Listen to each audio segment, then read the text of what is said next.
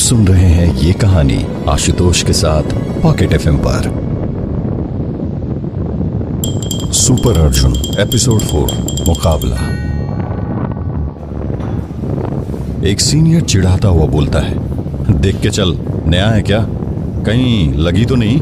अर्जुन उठकर खड़ा होता है। अर्जुन के पूरे कपड़े खराब हो चुके हैं। वो जमीन से प्लेट उठाता है। उसका चेहरा पूरा लाल है गुस्से से। काम्या भी उसकी तरफ देख रही है। उससे ना कुछ बोलते बनता है ना कुछ सुनते। सीनियर्स अर्जुन पर हंस रहे हैं। बेटा गुस्सा आ रहा है क्यों? विक्की ने टीज करते हुए कहा। अर्जुन बोलता है, रैगिंग एक क्राइम है। किसने बोला क्राइम है? विशाल बोलता है। अर्जुन का चेहरा गुस्से से लाल है। मुकेश उसको कोनी मारते हुए फुसफुसाता है, क्यों पंगे ले रहा है? मैं बोल रहा हूं ना क्राइम है, अर्जुन ने गुस्से से कहा। इतनी गर्मी दिखा रहा है भाई लोग, जरा बाबूजी को डोज देना। उसने हंसकर अपने दोस्तों को इशारा किया। सारे लड़कों ने उसके इशारे पर मुकेश और अर्जुन की थोड़ी सी कुटाई कर दी। अर्जुन उससे लड़ना चाहता था पर वो लड़ नहीं सका। मुकेश ने तो पहले ही हाथ ऊपर कर दिए और अर्जुन अपना मुक्का हवा में उड़ाता रहा। इतना शौक है तो आजा रात को हॉस्टल में आज, विक्की ने कहा। अर्जुन बहुत एम्बेरसमेंट फील करता है। वो एक नजर से काम्या को देखता है, फिर मुकेश के साथ वॉश बेसिन में जाकर अपने कपड़े के ऊपर लगे खाने के दाग को साफ करते हुए कहता है, आज फिर लेट हो जाऊंगा इन लोगों की वजह से।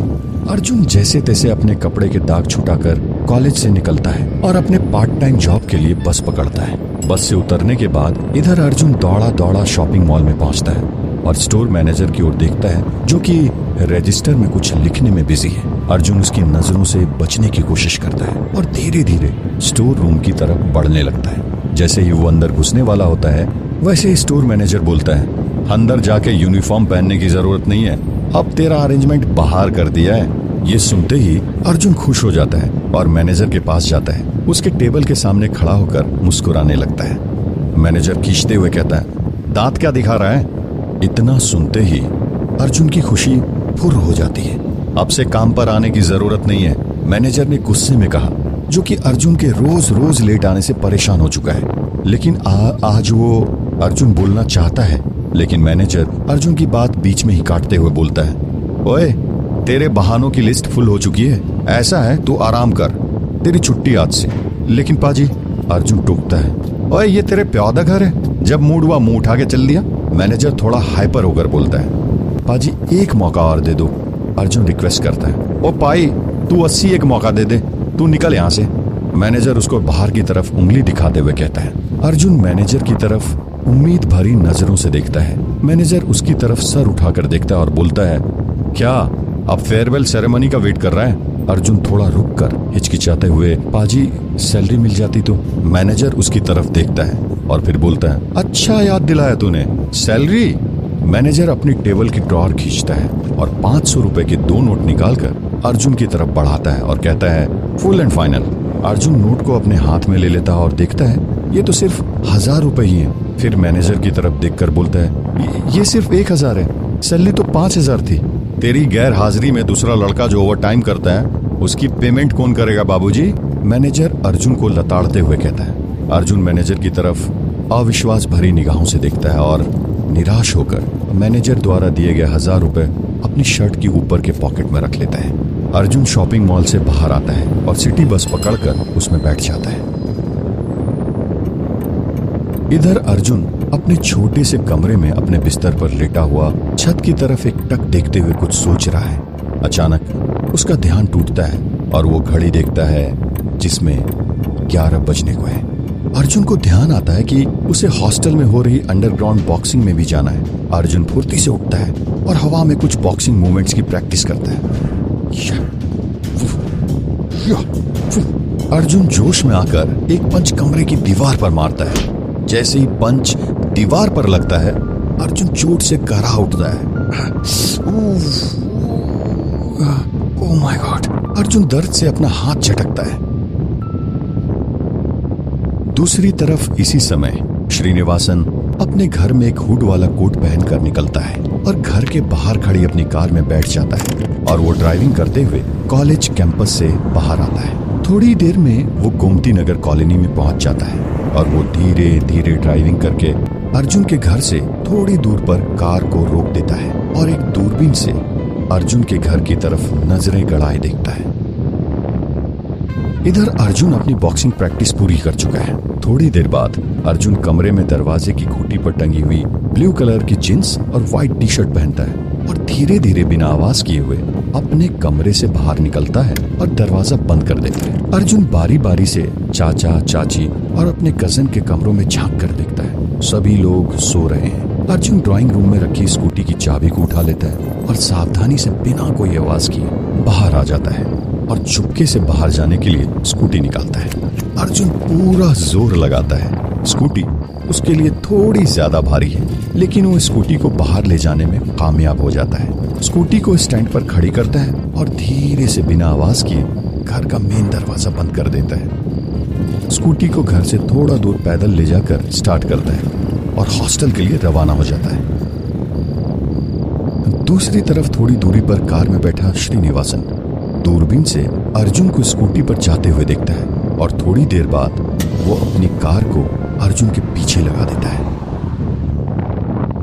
इधर दूसरी तरफ कॉलेज में बॉयज हॉस्टल के बेसमेंट में काफी सारे लड़के लड़कियां इकट्ठे हो चुके हैं। वो लोग एक गोल से घेरे में खड़े हैं और बीच में एक बॉक्सिंग रिंग जितनी जगह को बॉक्सर्स के बीच के मुकाबले के लिए छोड़ रखा है, जिसके ऊपर एक स्पॉटलाइट टंगी हुई है जो सिर्फ उस जगह पर ही अपनी रोशनी बिखेर रही है जहां पर दो स्टूडेंट आपस में बॉक्सिंग लड़ रहे हैं और बाकी जगह अंधेरा छाया हुआ है।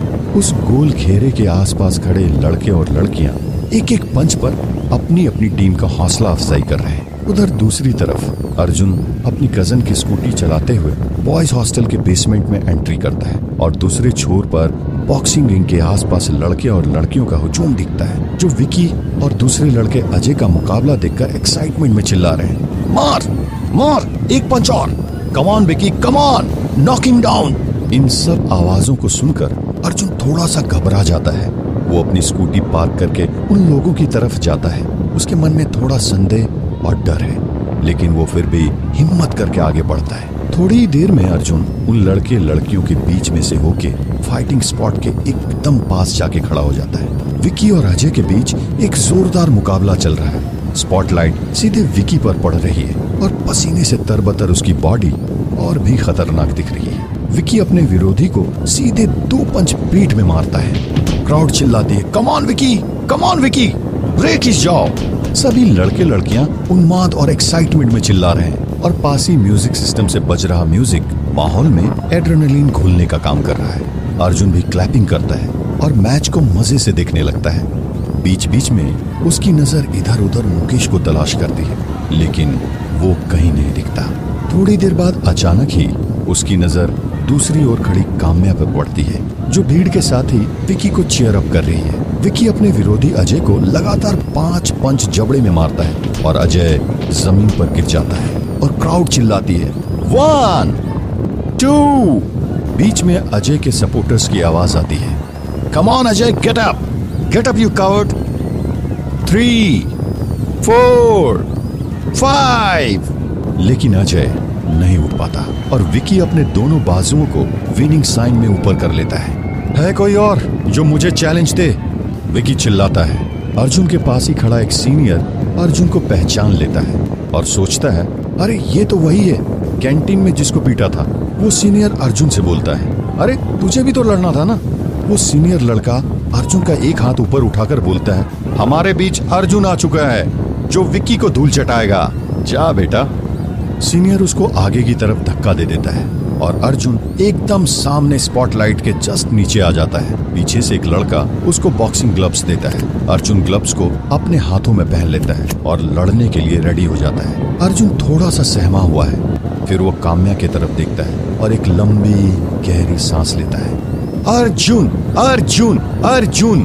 भीड़ में से कुछ लोग चिल्ला रहे हैं। अर्जुन विकी की आंखों में देख रहा है और विकी अर्जुन को एक पंच देता है। अर्जुन को एक ही पंच में तारे नजर आ जाते हैं। वो अपने आप को गिरने से बचाता है और फिर अर्जुन एक पंच विकी को मारता है, लेकिन विकी बड़ी ही फुर्ती से अपने आप को अर्जुन के पंच से बचा लेता है और घूमकर बड़ी ही फुर्ती से अर्जुन के गाल पे एक पंच और मारता है। दूसरा पंच खाके ही अर्जुन पछाड़ खा के पीछे खड़े स्टूडेंट्स पर गिरता है, लेकिन उसको पीछे से धक्का मिलता है और वो फिर से विक्की के सामने आ जाता है। अर्जुन नौसिखिए की तरह अपने बाएं हाथ का मुक्का घुमा के विक्की को देता है, लेकिन विक्की फुर्ती से अपने आप को बचा लेता है और बदले में अर्जुन को उसके दाहिने गाल पर विक्की का एक जोरदार पंच मिलता है। अर्जुन को फिर से तारे नजर आने लगते हैं और वो काम्या के धुंधले होते हुए चेहरे के आगे गिर जाता है। धीरे धीरे उसके कानों में शोरगुल की आवाज धीमी पड़ती जाती है और वो बेहोश हो जाता है।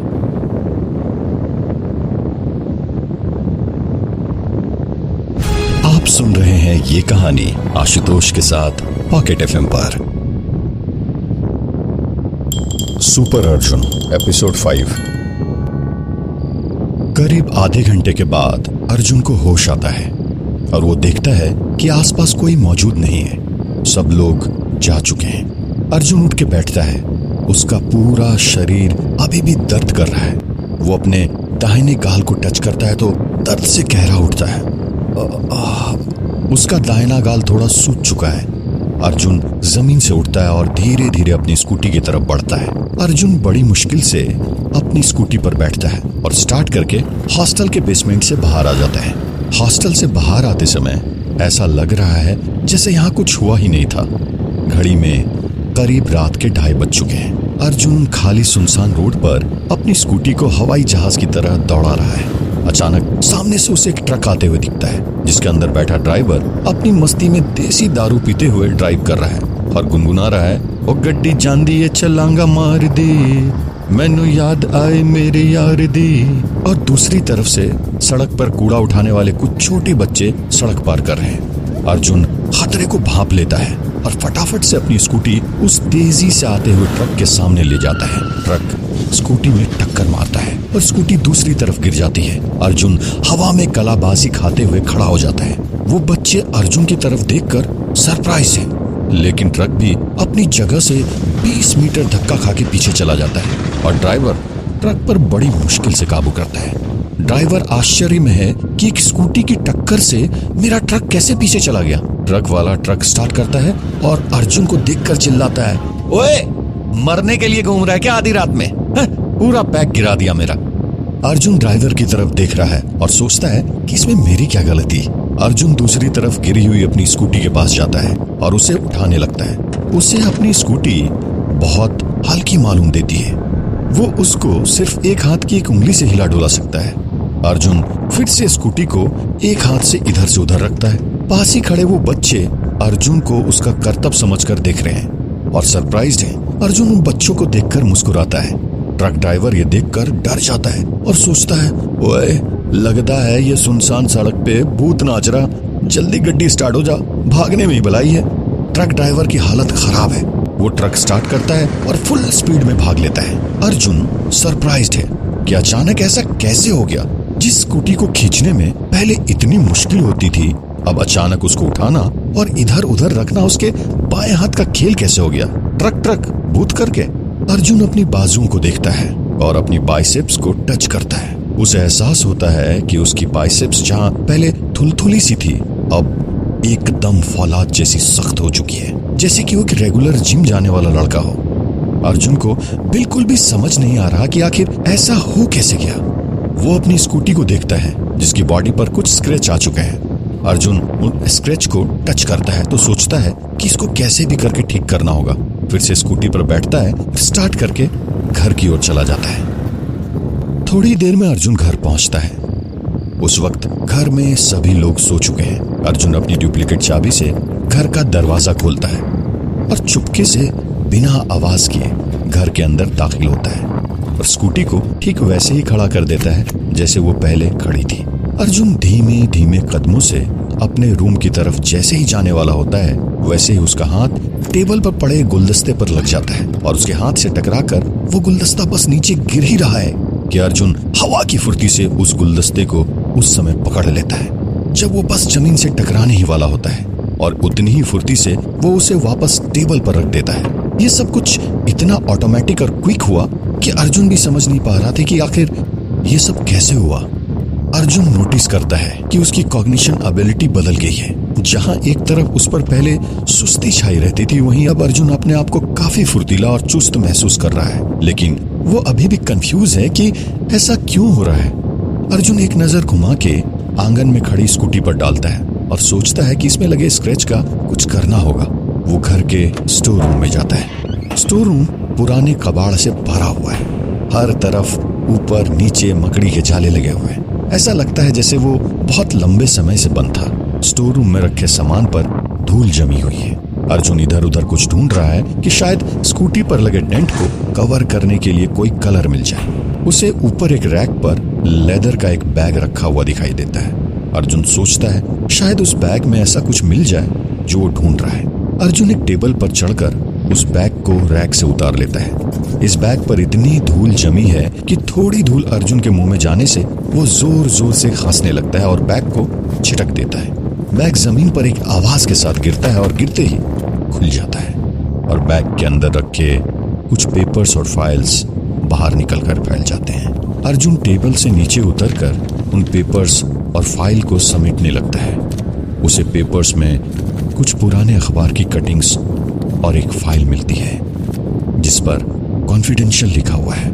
अर्जुन थोड़ा सरप्राइज होता है कि एक कॉन्फिडेंशियल फाइल इतनी लापरवाही से स्टोर रूम में धूल क्यों चाट रही है। अर्जुन उस फाइल को खोलता है। उसमें कुछ डॉक्यूमेंट्स निकलते हैं जिस पर लिखा है प्रोजेक्ट 18 और उसके साथ अखबार की कुछ कटिंग्स है जो 1984, 83 की अलग अलग डेट्स की हैं। अर्जुन उन अखबार की कटिंग्स को ध्यान से देखता है और एक कटिंग में उसे अपने पापा की फोटो नजर आती है जो एक ग्रुप में खड़े हुए हैं और जिस पर नीचे लिखा है प्रोजेक्ट 18। अपने पापा की फोटो देखने के बाद अर्जुन की उत्सुकता अब और बढ़ जाती है और वो आगे पेज पलटता है। उसी समय स्टोर रूम का डोर खुलता है और चाचा जी टॉर्च लेकर अंदर आ जाते हैं। वो देखते हैं कि अर्जुन के हाथ में वो फाइल है जो उसके पिता की है और उस पेपर कटिंग में अपने पिता को देख रहा है। अर्जुन अपने चाचा की तरफ देखता है और इससे पहले वो कुछ बोले, चाचा जी कहते हैं, तेरे पापा एक साइंटिस्ट थे बेंगलोर में। मैं, तेरे दादाजी और तेरे पापा हम सब बेंगलोर में रहते थे। फिर क्या हुआ चाचा जी? आप लोग बेंगलोर से यहाँ लखनऊ में कैसे शिफ्ट हो गए? और मेरे मम्मी पापा के साथ क्या हुआ? अर्जुन थोड़ा दर्द भरी आवाज में बोलता है। एक दिन तेरे पापा मम्मी रात में कुछ काम से बाहर बता के निकले और फिर कभी वापस नहीं आए। और कुछ समय बाद अपनी उन बुरी यादों से पीछा छुड़वाने के लिए हम सब लोग लखनऊ शिफ्ट हो गए। चाचा जी ने एक गहरी लंबी सांस लेते हुए कहा। तभी चाचा के टॉर्च की लाइट अर्जुन के चेहरे पर पड़ती है। ये क्या अर्जुन, तेरा एक गाल सूजा हुआ क्यों है? चाचा जी बड़ी हैरानी से अर्जुन से पूछते हैं। वो चाचा जी, अब आपसे क्या छुपाऊं, मैं भी स्कूटी से घर वापस आ रहा था, लेकिन अचानक से मेरे सामने कुछ बच्चे आ गए और उन बच्चों को बचाने के चक्कर में स्कूटी स्लिप कर गई और ट्रक से जा टकराई। अर्जुन घबराते हुए बोलता है। चाचा अर्जुन के गालों के करीब आकर देखते हैं और कहते हैं, नमक के गुनगुने पानी से सिकाई करो, मुझे पता है किसी ने जोर का पंच दिया है गालों पर। इतना कहते ही चाचा वहां से चले जाते हैं। अर्जुन चाचा जी को बाहर जाते हुए देखता है और फिर उस फाइल, पेपर्स और बैग लेकर अपने रूम में चला जाता है और अपने पापा मम्मी, जिनकी शक्ल भी शायद उसे ठीक से याद नहीं है, जिन्हें सिर्फ फोटो में ही उन्हें देखा था, वो उनको याद करते करते सो जाता है। अगली सुबह चाची की कर्कश आवाज के साथ अर्जुन की नींद टूटती है। अर्जुन, ओ अर्जुन, जल्दी से नीचे आजा फटाफट।